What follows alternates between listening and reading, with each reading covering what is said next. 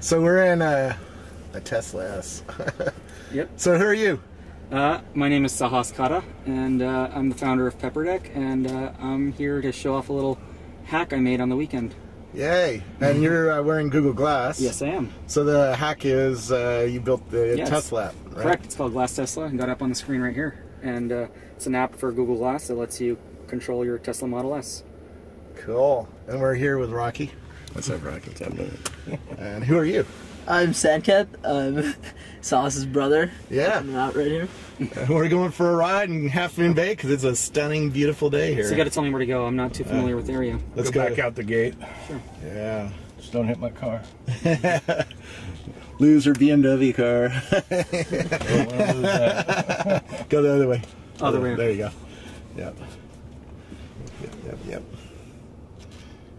And yeah, this is cool. Reach your destination. Your So what kind? Destination 25 Pinehurst Lane is on the Yeah, left. now everybody knows You where I have reached live. your destination. That's peppered everywhere on the net. Not that you couldn't figure it out anyway.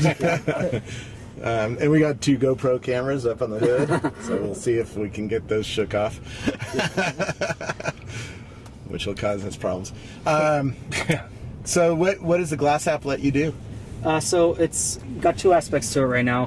One is viewing information, and the other is actually interacting with the car. Yep. So I'll talk about the first part of it, which is the viewing aspect. And do you want me to take a left or Yeah, right? right, sorry. Right, okay. So viewing, one of the things EV owners need to do is see how much power is in their car. So naturally, we let you see that. We let you see how many miles of range you're going to get, the percentage of battery in there, how much longer until your car completes charging, the voltage and the amps of power going into your car at any moment. Yeah. Those are a couple of the neat things you can take a look at. You can also see where your car is on a map, which is pretty neat. So if you ever forget where to park, it shows you the address as well as a pinpoint on the Google Maps. And then as for the car's actual secure state, will it be able to tell, like there's a graphic so you can actually see which door is open.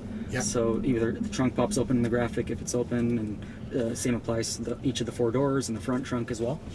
So that's a pretty neat little function we put in. And the last thing you can view right now is climate.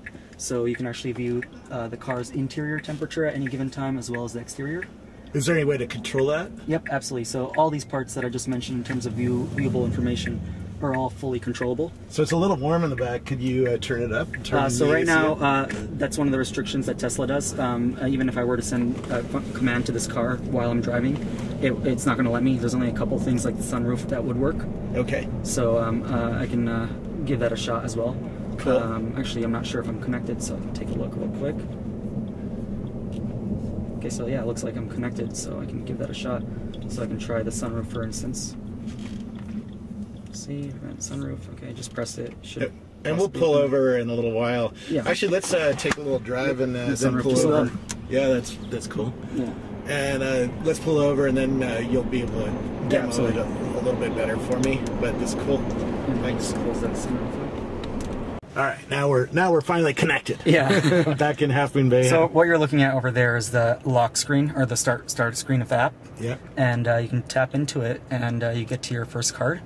And over here, you can actually see how much mileage you have on your battery at the moment. And you'll also be able to see how much longer it will take to finish charging if you're plugged in, or how much voltage and speed that your car is charging at. Yep. And if you swipe over, you'll be able to, and I'm doing this all on my glass, and this is just reflecting it on the mirror on my phone. Yep. So as you can see, we're on a map right now, and I think that should be pretty accurate. Yeah, it looks like that's exactly where we're parked right now. Yep, on Main Street. Yep. So if you forget where you park, you can just look at it right there. And actually going back once on the charge card, when you are plugged in, you'll actually get a command on the screen here that lets you start and stop charging. Yep. And a lot of Tesla owners like having control of that, even if you own a Volt or any other electric vehicle, because charging rates are much cheaper in the night than they are in the peak hours during the day.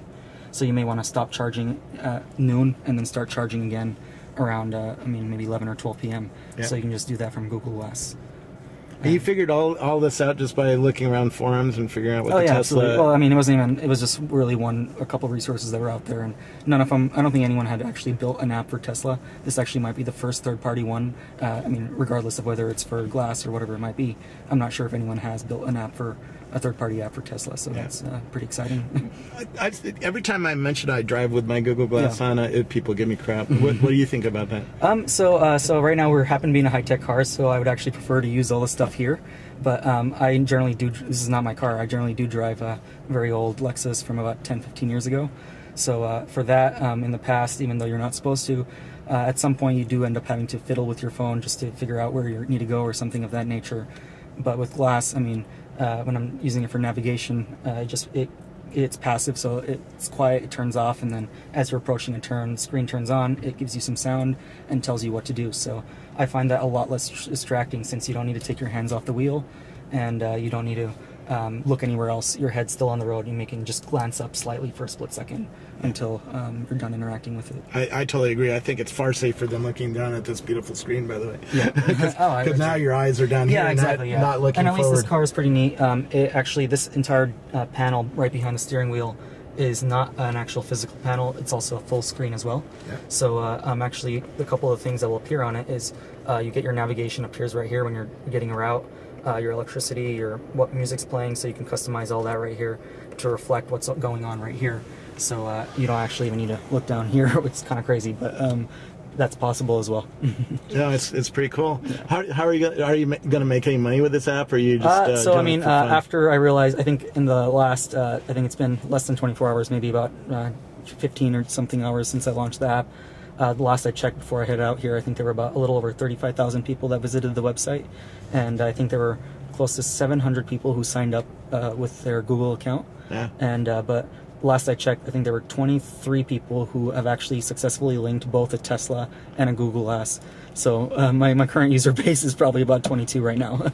No, that's pretty cool. That's pretty cool. I heard Vic Conducci is one of them, right? Oh yeah, absolutely. He's a VP of social at Google, in charge of the whole Google Plus project. So he left a comment, and he seemed pretty excited. So I was pretty excited to see him using it. No, it's cool. You know, there's only 3,000 Glass owners out there. Yeah, is that all they've delivered so far? Yeah, 3,000, 4,000, maybe. And Tesla's at probably about 5,000 or more than 5,000 Model S is delivered so far. So. I mean, in the Valley, I'm sure there's a decent overlap. Yeah, I'm seeing a lot more of Teslas. Yeah. It's a beautiful car. I want one. Oh, absolutely. I just can't afford one for 2 or 3 more years until my car payments end. And they're having a much more affordable price range that Elon Musk is talking about, that car that's possibly as low as $30,000. So that should be pretty neat. No, very cool. Where do I learn more about your Glass app? Just go to glasstesla.com, and I can actually bring it up right here on the car. So if you choose right there, it should be loading. Yep. So that's actually the website right there, glasstesla.com, and I think the browser may have, okay, I don't know what's going on right there. Yeah. You can see that. That's cool. Yeah. Well, very cool. Thanks so much for showing it to me. Did you want to see any of the commands? Or I'll play with it when I'm back home. Sure, okay, great. Thanks. Awesome.